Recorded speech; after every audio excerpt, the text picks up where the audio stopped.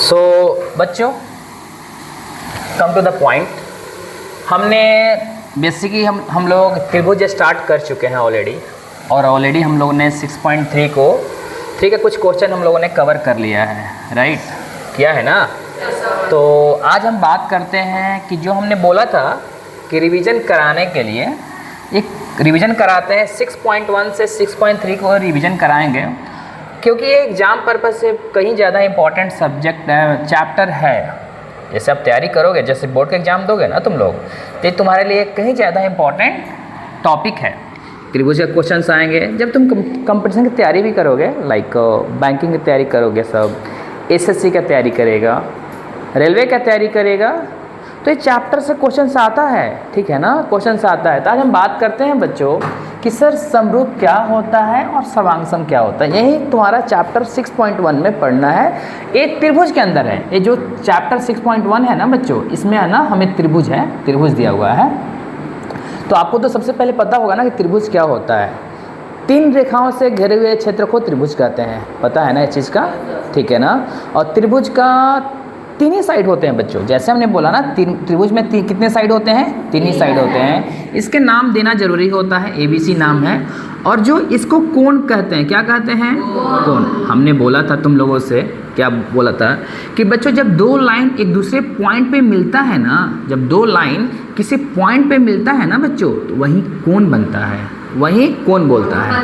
देखो यहाँ भी कोण बना हुआ है, यहाँ भी कोण बना हुआ है, यहाँ भी कोण बना हुआ है। तुम्हें ये भी पता होगा कि सर त्रिभुज में जो तीनों कोणों का योग होता है ना, इसका 180 डिग्री होता है। तुम्हें ये चीज़ पता होगा अच्छे से, ठीक है? तो आज बात करते हैं बच्चों ना कि सर समरूप होता क्या है, और हम बात करते हैं कि सर सर्वांगसम होता क्या है। देखो बच्चों, सिंपल सी बात है, अगर कोई 2 आकृति, हम ये नहीं बोल रहे त्रिभुज केवल त्रिभुज ही हो, कोई 2 आकृति जिसका चेहरा एक जैसा हो, ठीक है, उसका वजन माप अलग अलग हो सकता है, उसी को कहते हैं क्या? हम समरूप कहते हैं। मैं रिपीट कर रहा हूँ, जैसे मैं एक इंसान हूँ, बच्चे भी इंसान हैं, छोटे छोटे बच्चे भी इंसान हैं, तो हम एक समरूप हो जाएंगे, हम हो जाएंगे समरूप, ठीक है? समझ में आ गया? हम समरूप हो जाएंगे, ठीक है? क्योंकि मैंने क्या बोला, समरूप उसे कहते हैं बच्चों 2 आकृति को, 2 आकृतियों को समरूप तब कहेंगे बच्चों, ठीक है, जब वो आकृति एक जैसा हो, ठीक है? जब वो आकृति कैसा हो? एक जैसा हो, एक जैसा हो, ठीक है? और उसके जो माप होते हैं, जो उसका वजन बोलोगे, माप वजन, वो अलग अलग हो सकता है, ठीक है? और समरूप का पहचान जो एक जैसा हो और उसका माप या वजन अलग अलग होता है, अलग अलग होता है या हो सकता है, या हो सकता है। आप लोग सुनिएगा केवल। और देखो जैसे हमने बोला, सर क्या एक त्रिभुज ऐसा है, ध्यान से देखिएगा, सर क्या एक त्रिभुज हमने ऐसा बनाया है, क्या दोनों समरूप है? हाँ समरूप है, क्योंकि दोनों त्रिभुज ही हैं। मैं पूछूंगा कि बच्चों एक बात बताओ, ये हमारा त्रिभुज है और ये हमारा चतुर्भुज है, चतुर्भुज है। सुनिएगा केवल बच्चों, ये हमारा त्रिभुज है। मैंने बोला कि बताओ क्या दोनों समरूप है? क्या समरूप है? नहीं है। कैसे समरूप है खुद बताओ? इसमें 3 ही साइड है, इसमें 4 साइड है, हो सकता है क्या? नहीं ना। आप 2 2 व्हीलर गाड़ी देखे होंगे ना, 2 चकिया, जिसमें एक स्कूटर भी होता है, पल्सर भी होता है, स्कूटी भी होता है अलग। ये सब सारे के सारे समरूप हैं, क्योंकि है तो गाड़ी ही, है तो गाड़ी ही। समझ में आ गया समरूप क्या होता है? अब ध्यान दीजिएगा, अगर 2 आकृति समरूप होता है, मिटाते हैं पहले। और सर्वांगसम क्या होता है? सर्वांगसम का मतलब होता है बच्चों ना कि 2 आकृति को सर्वांगसम तभी कहते हैं जब दोनों का आकृति का माप एक जैसा हो और आकृति सेम एक जैसा हो। देखो ये मेरा हाथ है, एक मेरा दोनों हाथ। खुद बताओ क्या ये समरूप है कि सर्वांगसम है? समरूप है। सर्वांगसम इसलिए नहीं है क्योंकि सर ये तो अलग है, ये तो अलग है, ये तो अलग है, ठीक है? बट यही दोनों हाथ को अगर हम ऐसे जोड़ देते हैं ना बच्चों, हम ऐसे जोड़ देते हैं, हम ऐसे जैसे नहीं अपने कल्चर में बोलते हैं कि हम इससे प्रार्थना कर रहे हैं, तो ये हमारा जैसे भगवान को प्रार्थना कर रहे हैं, तो ये हमारा क्या है, समरूप है कि सर्वांगसम है? ये सर्वांगसम है। सर्वांगसम देखो, दोनों हाथ को हमने मिलाया है, जितना इसका देखो चिपक गया कि नहीं, तुम लोग खुद मिलाओगे इसे सर्वांगसम बोलेंगे, ठीक है। हाँ, ये चीज़ ऐसे देखो, जब कोई सर्वांगसम होगा तो समरूप भी होगा, ठीक है। बट ये कोई ज़रूरी नहीं है कि जो समरूप होगा वो सर्वांगसम होगा। ये सर्वांगसम है ना, तो ये ज़रूरी है कि समरूप भी होगा, समझ में आया, ठीक है। लेकिन मैंने बोला ये समरूप है कि सर्वांगसम है? समरूप है, तो ये ज़रूरी नहीं है ये सर्वांगसम नहीं हो सकता, ठीक है। बट जो सर्वांगसम होगा वो समरूप होगा ही होगा। बात समझ में आया? समरूप सर्वांगसम क्या होते हैं? तो बच्चों कुछ कंडीशंस हैं समरूप के बारे में। जब दो आकृतियां समरूप होगा ना, जैसे मान लीजिए ये मेरा आकृति है, ध्यान से देखिएगा, ये दूसरा आकृति है, ठीक है। ABC नाम दिया, देखिए इसमें दिया ना मैं नाम PQR। बच्चे जब दो आकृतियों को मैंने समरूप बोल दिया, जैसे समरूप का पहचान कैसे होता है? समरूप का पहचान ऐसे होता है, ये पहचान है, क्या है बच्चों? पहचान है। और सर्वांगसम का पहचान ना बच्चों ऐसे होता है, सर्वांगसम का पहचान, ठीक है। जैसे हमने लिख दिया है, जैसे त्रिभुज ABC समरूप त्रिभुज PQR। बच्चों मैंने लिखा है ना, इसका मतलब अगर दो त्रिभुज समरूप हो जाते हैं बच्चों, उसका मतलब होता है उसके जो संगत कोण होते हैं, हाई कोणमा इसके बारे में बात करता है, एक कोणमा एकरेप इसके बारे में बात करेगा या इसके बारे में, और एक कोण जो है बच्चों इसके बारे में, जो समरूप हो गया, इसका मतलब है कि उसके जो संगत कोण होंगे ना, एंगल P एंगल के, ये भी दोनों के दोनों बराबर होंगे बच्चों, ध्यान रहे, ये दोनों के दोनों क्या होंगे? बराबर होंगे। ये तो क्लियर बात है भैया कि अगर कोई त्रिभुज समरूप होगा तो वो पक्का उसके जो संगत कोण होंगे ना बच्चों वो बराबर होगा, क्लियर बात है, पहली बात, ठीक है।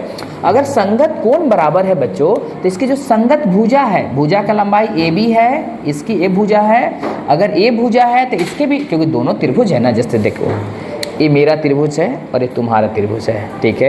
मेरा जैसे ध्यान से समझना, मेरा टोपी हो गया संगत कोण, तुम्हारा भी हेड हो गया संगत। मेरा मान लो कि मेरा ये हैंड है, तुम्हारा भी एक हाथ हो गया, ये मेरा लेफ्ट हैंड है, ये तुम्हारा हाथ हुआ। ये तो हमारा कोण के बारे में बात किया।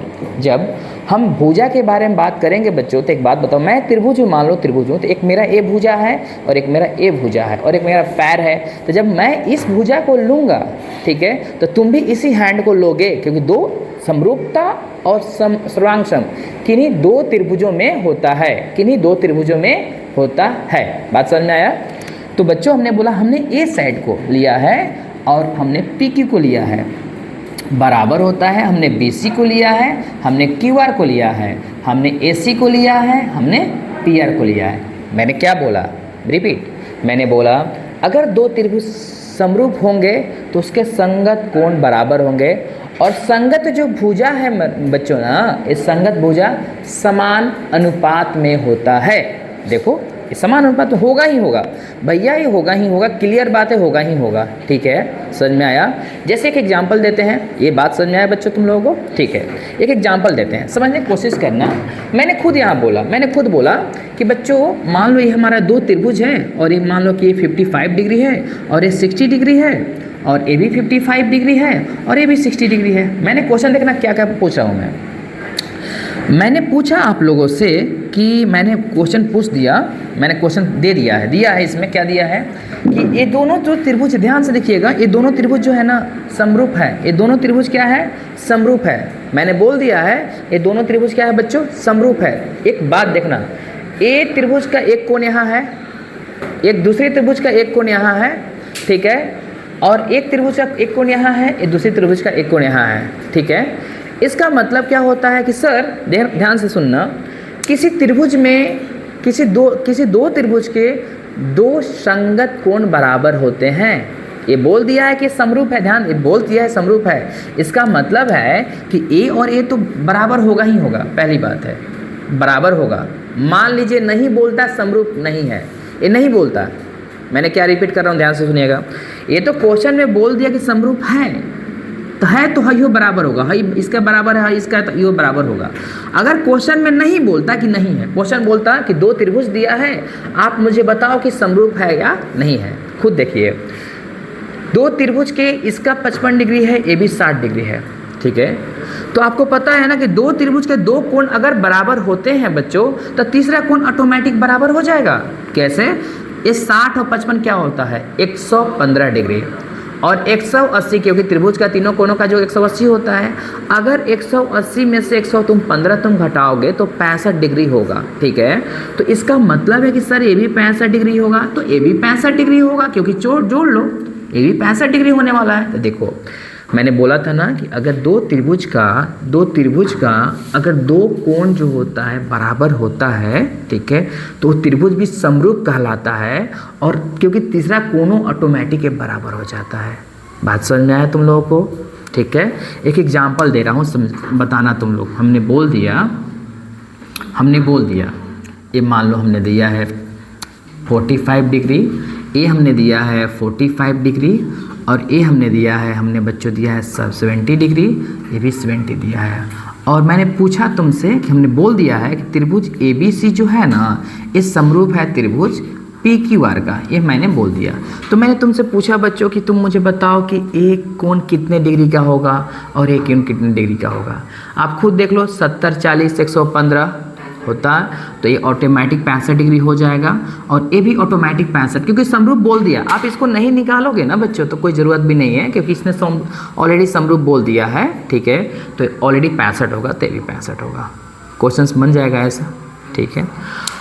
थोड़ा समरूपता के कुछ नियम भी होते हैं, सर्वांशम के बाद। तो आपको समझ में आया ना कि अगर दो त्रिभुज समरूप होंगे तो ये लिखने के लिए लिख सकते हो आप लोग, एंगल A एंगल P संगत कोण बराबर होते हैं, संगत कोण बराबर होते हैं। और आप लिख सकते हो एंगल B बराबर एंगल Q, एंगल C बराबर एंगल R, ये सारे के सारे बराबर होंगे। अगर ऐसा है तो बच्चों हम इसको लिख सकते हो क्या कि AB बट्टा PQ, BC बट्टा QR और AC बट्टा PR, ये भी सारे के सारे ये भी एक ही समानुपात में होता है, ध्यान रहेगा इस चीज़ को, ठीक है। जिसको लिखना है तो लिख सकता है, मैं मिटा देता हूँ क्योंकि तुम लोगों ने ऑलरेडी रिवीजन भी कर चुका है, तो इसे मिटा देते हैं, ठीक है। चलिए, ये इम्पॉर्टेंट है, एग्जाम में क्वेश्चंस आएंगे इस बार के जो पेपर होंगे, पेपर से मैक्सिमम आपके क्वेश्चंस आएंगे, करीबन 45 नंबर के तो क्वेश्चंस आएंगे इस चैप्टर से। अब हम बात करते हैं सर्वांशम के बारे में। सर्वांशम क्या होता है? मैंने बोला था तुम लोगों से कि दो आकृति तभी सर्वांशम होते हैं जब दोनों का चेहरा एक जैसा हो, नाप एक जैसा हो, वजन एक जैसा हो, ठीक है। जैसे ध्यान से देखना, ये हमने बोला है त्रिभुज है, ये समबाहु त्रिभुज है। समबाहु का मतलब होता है जिसका सभी भुजा बराबर हो। ये हो 60 डिग्री है, ये भी 60 डिग्री है, ये भी 60 डिग्री है। एक हमारा त्रिभुज है बच्चों ये PQR, ये भी हमारा समबाहु ही है, ये इसका भी एंगल है 60 60 60, ध्यान दीजिएगा, ठीक है, ध्यान दीजिएगा। ये भी समबाहु है, ये भी समबाहु है, ठीक है। और ध्यान दीजिएगा, ये हमारा 4 सेंटीमीटर है, ये हमारा 4 सेंटीमीटर है, ये हमारा 4, हमने भी इसको दे दिया 4 सेंटीमीटर 4 सेंटीमीटर 4 सेंटीमीटर। देखिए दोनों के दोनों त्रिभुज का देखिए लंबाई एक ही है, ठीक है, और इसका कोण भी एक ही है। तो यही सर्वांशम कहलाता है बच्चों कि जब दो पिक्चर एक जैसा होता है, जिसका लंबाई चौड़ाई सब चीज़ एक जैसा होता है बच्चों, उसी को हम बोलते हैं सर्वांशम। जैसे अगर तुमने 100 रुपये का नोट देखा होगा ना, तो तुम लेना दोनों को चिपका देना, देखना जो ब्लू कलर में होता है, ठीक है। तो क्या होगा ना, तुम्हारा सर्वांशम कहलाता है। और 100 रुपये का नोट है, कोई 10 रुपये का नोट लेना, दोनों सर्वांशम होगा? नहीं होगा, वो दोनों समरूप होता है, ठीक है। तो जब कोई त्रिभुज, जब दो आकृति, जैसे एक सर्किल है, देखना एक देखना वृत्त है, एक वृत्त है, ये भी वृत्त है। इस वृत्त का हमने एक केंद्र होता है, इसका भी केंद्र है। जब मैं इसको रेडियस बोलते हैं बच्चों, यहाँ से यहाँ का रेडियस बोलते हैं। जब हम R बोलते हैं 2 सेंटीमीटर, और इसका भी R हम इसको बोल देते हैं 5 सेंटीमीटर, तो क्या दोनों के दोनों सर्वांशम होगा, समरूप होगा? समरूप होगा, सर्वांशम नहीं होगा। सर्वांशम तभी हो सकता है बच्चों जब तुम ये दोनों का इसको दे दोगे 2 सेंटीमीटर। क्या कंसेप्ट क्लियर हो चुका है सर्वांशम समरूप का? ठीक है। तो बच्चों अगर कोई आकृति सर्वांगसम होता होगा तो उसके भी कुछ टर्म्स एंड कंडीशन होते हैं। बिल्कुल होता है। क्या क्या होता है ध्यान दीजिएगा।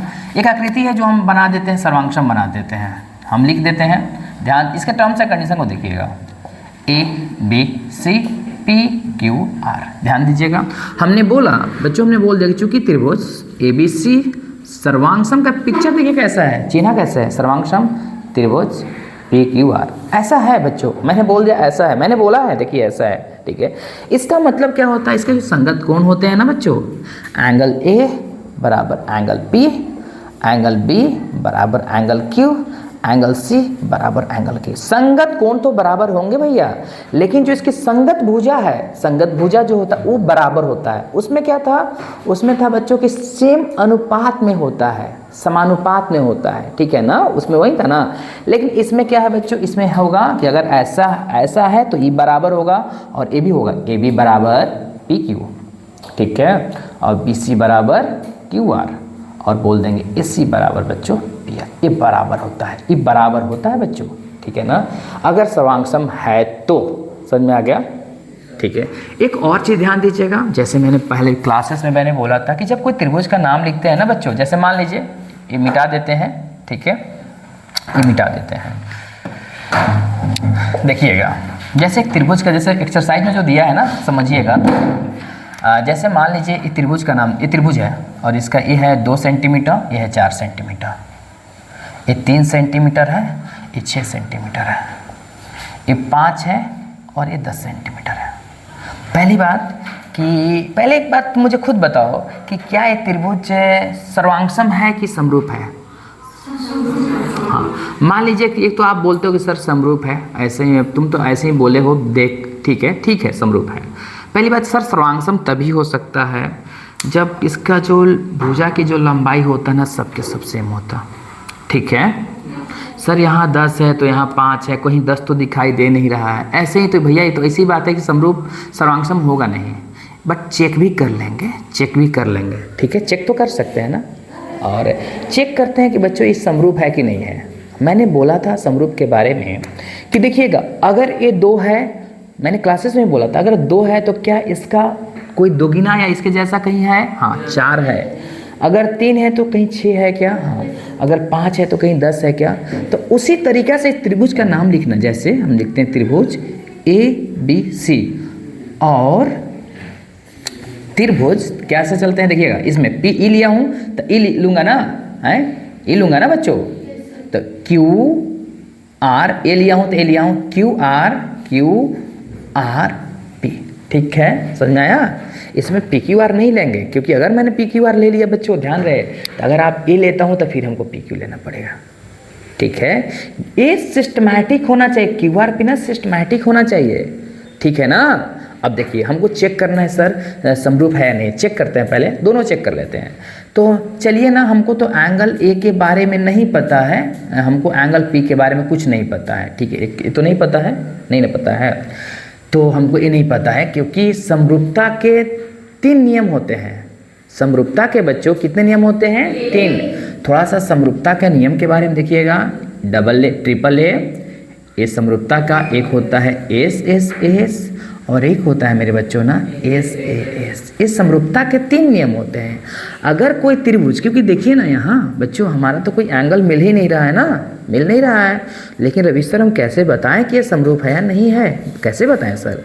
तो मेरे बच्चों ये 3 नियम होते हैं, ये 3 नियम होते हैं। पहला, ये दूसरा और एक तीसरा, ये 3 नियम है बच्चों, जिसके द्वारा ना तुम बता सकते हो कि त्रिभुज जो है ना समरूप है या नहीं है। जैसे देखो, ये क्या बोलता है? ये बोलता है कोण कोण कोण, यानी किसी 2 आकृति में, क्योंकि समरूपता के बारे में बात करूं तो आकृति 2 ही होनी चाहिए, ठीक है। किसी 2 आकृति में बच्चों अगर उसके संगत कोण जो होगा, अगर 3 को कोण बराबर होगा ना, तभी वो त्रिभुज समरूप कहलाएगा। तो खुद देखो, क्या कोण दिया है? क्या नहीं दिया है, तो हम तो बात ही नहीं कर सकते इसके बारे में, नहीं कर सकते हैं, नहीं कर सकते ना, नहीं ना कर सकते, समझ में आ रहा है ना, ठीक है। बच्चों हम बात करते हैं इसके बारे में। सर इसका मतलब होता है बच्चों भुजा भुजा होता है। तो सर हाँ सर, साइड तो दिया है, हम एक इसके बारे में बात कर लेते हैं। चलिए, तो क्या मैंने बोला था उस वक्त? हमने बोला था बच्चों कि हम चेक कर लीजिएगा कि ए बी बट्टा, जैसे हमने ए बी लिया है तो इसका क्यू आर लेंगे। आपको क्वेश्चन होगा रवि सर आपने ए बी लिया था, ई क्यों नहीं लिया? बच्चों नाम देखो ना, मैंने नाम सिखाया ना, आपको देखना पड़ेगा समरूपता में। अगर 2 है तो 4, कहीं डबल चेक कर लीजिएगा, पिक्चर्स अलग अलग मिलेंगे आप लोगों को। 2 है तो 4 है, 3 है तो 6 है, तो उसी के अकॉर्डिंग नाम लिखना है, ठीक है। तो ए बी बट्टा क्यू आर, ठीक है। आप इसका ही मान निकाल सकते हो। ए बी का मान 2 है, क्यू आर का मान 4 है, 1/2। और बच्चा लिख सकता है, तुम बी सी लिखा हूँ मैं, तो वहाँ तुम पी आर लिख सकता है या आर पी लिख सकता है, कुछ भी लिख सकता है। तो बी सी का मान 3 है और ये 6 है, यानी बच्चों हमने 1/2 लिख सकते हैं, 1/2 है। और यहाँ बच्चों आप तो लिख सकते हो, ए लिया तो ए लिया, अब ए ले लो, हम ले लेते हैं ए सी बट्टा ले लेते हैं बच्चों, पी क्यू ले लेते हैं 5/10, यानी 1/2। देखिए क्या ये त्रिभुज का तीनों भुजा जो है बराबर आ जाता है, समानुपाती हो जा रहा है, ना समानुपाती, ठीक है। इसका मतलब हमने तो बोला ही था आपको समरूपता में कि किसी दो आकृति का अगर उसके समरूप हो जाएगा तो उसके संगत कोण बराबर होंगे, और संगत भुजा जो होते हैं बच्चों समानुपाती होता है। और हमने उसके 3 नियम मैं पढ़ा रहा हूँ जिसके द्वारा हम बता सकते हैं कि एक त्रिभुज ये आकृति समरूप होगा नहीं होगा। जैसे आपके पास कंडीशन है कि आपको अगर 10,000 रुपये, अगर आप फर्स्ट डिवीज़न लाओगे तो सरकार की तरफ से आपको 10,000 मिलेगा, कंडीशन है, ठीक है। तो देखिए इसने बोला कि देखिए तो इसका आ गया ना, तीनों के तीनों एक ही अनुपात में आ गया ना। इसका मतलब है बच्चों कि ये जो त्रिभुज है ना, त्रिभुज ए बी सी समरूप हो जाएगा त्रिभुज किसका, क्यू आर पी। समझ में आया? अगर ये समरूप हो गया बच्चों, इसका मतलब है कि एंगल ए जो होगा ना, एंगल किसके बराबर होगा, एंगल क्यू के बराबर होगा, ठीक है। ए देखिएगा, A B C Q R P चल रहा हूँ, ये नहीं कि एंगल पी मत बोल दीजिएगा, ठीक है। समझ में आ रहा? ठीक है। और एंगल जो बी होगा ना बच्चवा, एंगल देखिए ए बी क्यू आर के बराबर हो जाएगा, और एंगल जो सी हो जाएगा ना बच्चों, एंगल बी के बराबर हो जाएगा, ठीक है। ये बराबर होगा ही होगा, कोई दिक्कत परेशानी? समझ में आ गया? तो ये अपना समरूपता का नियम था, ठीक है। सर्वांगसम के भी कुछ नियम होते हैं, ठीक है। आप चाहोगे तो लिख सकते हो। और ये देखना, ये तो समझ में आ गया ना, ये बोलते हैं भुजा कोण भुजा, एस ए एस। इसका मतलब होता है किसी दो आकृति का 2 गो भुजा जो होता है, क्योंकि ये समरूप मैं बोल रहा हूँ, तो अगर किसी 2 आकृति का 2 भुजा का अनुपात जो है ना ये बराबर होता है और एक कोण बराबर होगा, तभी हम उसको समरूप कहेंगे। समानुपात मैंने बोला, बराबर मत बोलिएगा, ये अनुपात अनुपात हम बोल रहे हैं, ठीक है। तो किसी 2 आकृति के 2 भुजा समान अनुपात में होता है बच्चों, और एक कोणवा बराबर होगा तभी हो सकता है। लेकिन आप खुद बताइए, अगर हम सर्वांगसम इसको प्रूफ करने की कोशिश करेंगे तो सर्वांगसम में कैसे प्रूफ करोगे बच्चों? बताओ, खुद बताओ। सर्वांगसम है ही नहीं त्रिभुज, नहीं ना है सर्वांगसम रहता तो हम ऐसे कर देते हैं, कोई दिक्कत परेशानी नहीं है ना। तो आप लोग इसे नोट कर लो, नोट करना है तो ये समरूप और समरूप का नियम है, हम अगला चैप्टर पे डिस्कस करते हैं 6.2 के बारे में, ठीक है।